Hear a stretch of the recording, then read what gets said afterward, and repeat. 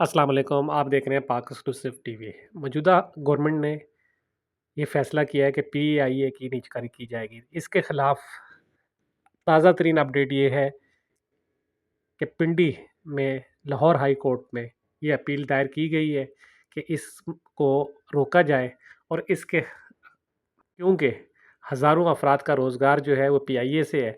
दूसरी जानिब हुकूमत का कहना ये है कि पीआईए 830 अरब रुपए के खसारे में है, जिसकी वजह से इसको प्राइवेट किया जाएगा। इसकी तबाही में हर हुकूमत ने अपना हिस्सा डाला है।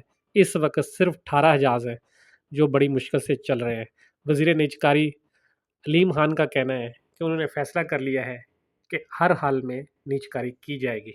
जानिब ये कहा जा रहा है कि पीआईए की निजकारी के लिए सिर्फ़ एक कंपनी ने बोली जमा कराई है। अब हुकूमत क्या करेगी? इसका फ़ैसला जो है वज़ीर-ए-आज़म पाकिस्तान जो सऊदी अरब में है, वहीं पर खजाना है नहीं, वज़ीर निजकारी हैं, वो वापस आएँगे तो करेंगे। आप देख रहे थे पाक एक्सक्लूसिव टीवी। पीआईए का माली बहरान बहुत शिद्दत अख्तियार कर गया है और हुकूमत ने फैसला किया है कि इसको हर हाल में प्राइवेट किया जाए और जो भी इसको खरीदेगा उसको 60% शेयर्स दिए जाएँगे।